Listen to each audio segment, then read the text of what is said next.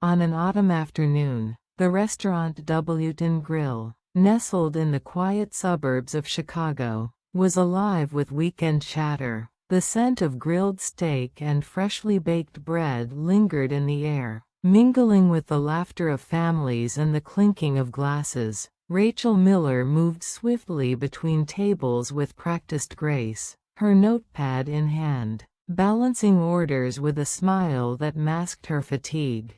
She had worked here for nearly 5 years, ever since her divorce. To most customers, she was the friendly, dependable waitress who remembered their favorite meals. But behind the smile, Rachel often carried the weight of exhaustion. Some evenings, when she caught sight of herself in the restaurant's bathroom mirror, she noticed the faint lines beginning to form around her eyes, reminders of the hardships she endured. Life had not been kind, but she pressed forward because she had no other choice.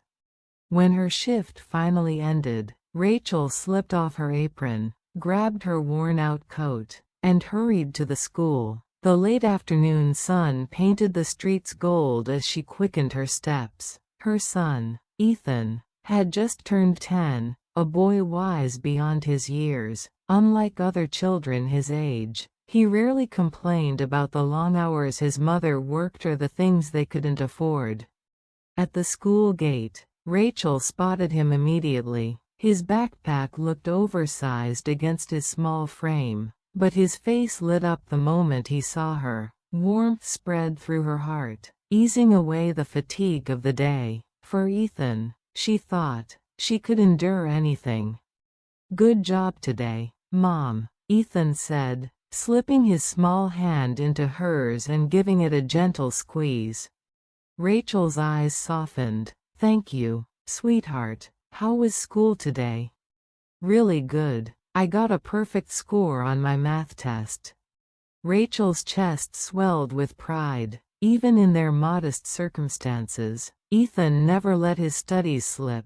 His intelligence and sharpness often surprised adults. He noticed things others missed, sometimes more than Rachel wished he would. That evening, back in their small apartment, Rachel moved around the cramped kitchen preparing dinner. The walls were thin, and the hum of neighbors' televisions filled the silence. Just as she set a pot on the stove, the phone rang. She glanced at the caller ID and her expression faltered. It was her mother, Margaret. Rachel hesitated before answering. Her mother rarely called unless it was to remind Rachel of her failures or to compare her to Sophia. With a quiet breath, she pressed the phone to her ear. "Rachel, I need to talk to you about Sophia's wedding." Margaret's sharp voice rang out. Rachel's grip on the receiver tightened. "What is it, Mother?" "You're supposed to come. But please, don't dress inappropriately. The relatives will be there, and I don't want any embarrassment." Her chest constricted at the familiar sting of her mother's words. Ever since her divorce, Rachel had been treated like a blemish on the family name. 5 years ago, when she discovered her husband's affair and chose to leave him, she had hoped her parents would stand by her. Instead, they scolded her, saying she should have tried harder, as though her husband's betrayal had been her fault. Since then, Margaret had viewed her eldest daughter as a constant source of shame. "I'll dress appropriately," Rachel said softly, her voice steady though her hand trembled. "And I'll tell Ethan to behave. I don't want children's noise ruining the ceremony." After hanging up, Rachel let out a deep sigh. Her father, Robert, was a kind man at heart, but he rarely opposed Margaret. For the sake of household peace, he had often allowed Rachel's place in the family to diminish quietly. Sophia, on the other hand, was the shining star, the family's pride. After graduating from a prestigious university, she secured a job at a major bank and was now preparing to marry an executive candidate from the same company. Rachel had long grown accustomed to her mother's constant refrain, "Look at Sophia. She makes the right choices." The next day, during her short break at the restaurant, Rachel's phone buzzed. It was Sophia. "Sister," Sophia began in her sweet yet condescending tone. "About the wedding, could you try not to stand out too much? It's my special day." Rachel forced a smile, though her sister couldn't see it. "Of course, Sophia. Congratulations again. And please tell Ethan too. Make sure he doesn't make a fuss. Michael's family will be there, and I don't want to make a bad impression." The contempt in her sister's voice cut deep, though Rachel had heard it all before. Sophia, who had basked in their parents' affection all her life, had always looked down on her elder sister. To her, Rachel's divorce wasn't just misfortune, it was disgrace. After hanging up, Rachel sat quietly for a moment, staring at her half-eaten sandwich. Her thoughts turned to Ethan. He was perceptive, far too perceptive for his age. He had already noticed the way his grandparents and aunt treated them. Sometimes she caught him sitting silently, his ears tuned to conversations adults thought he didn't understand. That night, while scribbling away at his homework, Ethan suddenly looked up at her. His voice was calm, but his words pierced her heart. "Mom, don't Grandma and Grandpa like us?" Rachel's hand froze over the dish she was washing. She forced a smile she didn't feel and turned toward him. "That's not true, Ethan. Family is family."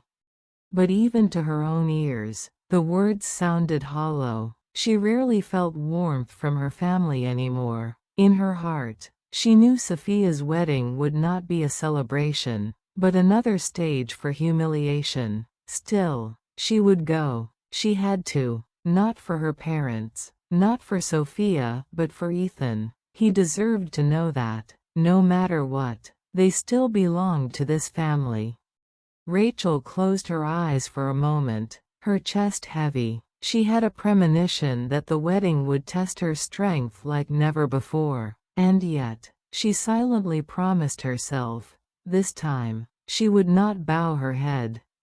The church bells had only just stopped echoing when Rachel Miller's eyes blurred with emotion. She watched her father, Robert, straighten his aging back, take her younger sister Sophia's arm, and walk her slowly down the aisle. The candlelight flickered against the white silk of Sophia's gown, the pearls in her veil shimmering like stars. Guests turned to admire the bride, whispering compliments about her beauty, her grace, her good fortune. Rachel wanted, truly wanted, to celebrate this moment. She wanted to be the proud sister, smiling without bitterness, but her chest was still heavy from the sting of humiliation she had suffered earlier in the day. Her mother's sharp remarks, Sophia's cutting request that she not stand out, and the subtle yet constant reminder that she was merely the divorced daughter. The disappointment. When the vows were exchanged and the ceremony ended, the wedding party flowed into the reception hall. The venue was grand, crystal chandeliers hanging above, polished marble floors gleaming, waiters in black bow ties weaving through the tables with practiced precision. Rachel sat quietly with Ethan at her side, smoothing down his small collar as the host stepped to the microphone. "Ladies and gentlemen," the host announced cheerfully, "let us now introduce the bride's family." Rachel's hands curled into fists under the table. She already knew this part would be painful. Father of the bride, Robert Miller. Mother of the bride, Margaret Miller. The crowd clapped warmly as Robert and Margaret stood, bowing slightly with proud smiles. Rachel forced her lips into something resembling a smile, her heart sinking lower. "And, the bride's sister?" The host hesitated, glancing down at his notes, then continued awkwardly, "Rachel and her son, Ethan." The applause was noticeably thinner. Rachel felt her cheeks burn as she rose with Ethan, nodding politely. But before she could sit back down, Margaret suddenly stood, gliding toward the host with the grace of a queen reclaiming her throne. She took the microphone, her smile sharp as a blade. "Everyone, thank you so much for joining us for our daughter Sophia's wedding tonight," Margaret began, her tone rich with pride. The hall quieted, waiting for her next words. And then, with a bright laugh, she added, "Actually, tonight we have a very special service prepared. Our eldest daughter, Rachel, will bring drinks to everyone. After all, she's a professional waitress. Please, don't hesitate to call on her." For a moment, silence hung like a veil, and then the laughter came. It rolled across the hall, starting as nervous chuckles, swelling into bold, cruel mirth. Rachel froze. Her chair beneath her felt like it might give way. This had to be a nightmare. "Rachel, stand up," Margaret said loudly, her smile unwavering. "The guests are waiting." The laughter grew louder. Cousin Jennifer clapped gleefully. "What a clever idea, Aunt Margaret." Rachel's vision blurred. She could barely breathe. From the head table, Sophia leaned toward the microphone, her voice syrupy with mock sweetness. "Sister, please take care of us tonight. Let's start with champagne for the groom's family." A ripple of amusement spread through the crowd. Some looked confused, Michael's relatives especially, but many others chuckled as if they were in on a grand joke. Rachel's hands trembled in her lap. She could neither stand nor stay seated. She was trapped in place, every heartbeat echoing like a drum in her ears. And then she felt it, her son's small hand clutching hers. "Mom," Ethan whispered, his voice shaking. She turned to look at him, and her heart clenched. In his eyes she saw not only hurt, but a fire, a 10-year-old boy's fury at injustice. "Oh, will little Ethan help too?" Margaret's voice sliced again, mocking. "Yes, help your mother carry the plates, darling." The hall erupted in laughter. Even Uncle Tom, who had once shared candy with Rachel when they were children, was grinning. Not a single soul defended her. Then Ethan stood, slowly, deliberately. He straightened his small back, chin raised, and before Rachel could stop him, he walked away from their table. His footsteps, though light, seemed to echo against the marble floor. All eyes followed him, curiosity replacing laughter.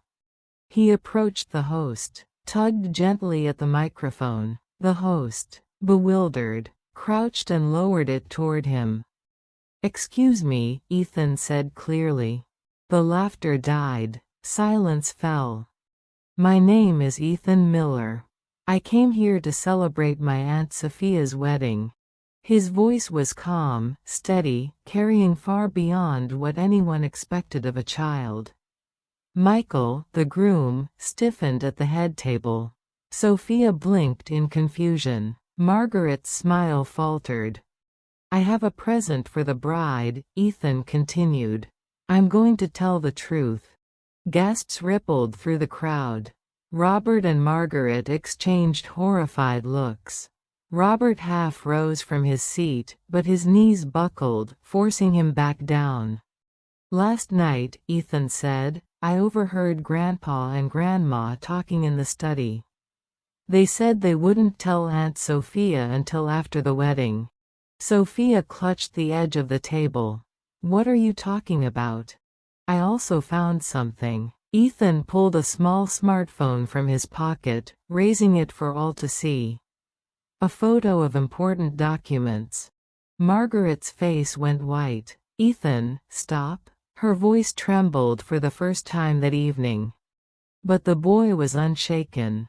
"This is a DNA test report from 30 years ago, when Aunt Sophia was born. The results showed there's no blood relationship between Grandpa Robert and Aunt Sophia." The hall erupted in gasps and murmurs. Sophia staggered back, her veil swaying. No, that's impossible. Ethan's voice did not waver.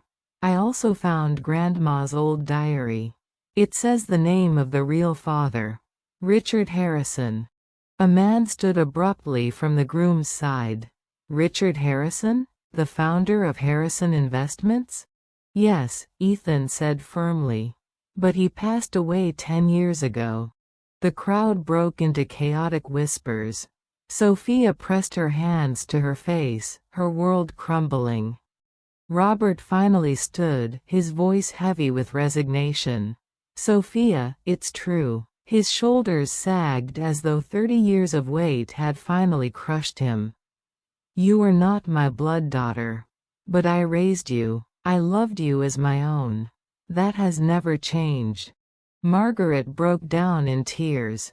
I was foolish. I made a mistake so many years ago. But Robert forgave me. I wanted to protect you, Sophia. I didn't want you to suffer. The groom's family looked horrified. Michael, pale, stared at Sophia. Sophia, what does this mean for us? I don't know. Sophia wailed, collapsing into her chair. Everything I believed, everything, was a lie. Ethan returned to Rachel, slipping his hand into hers. His small fingers were ice cold.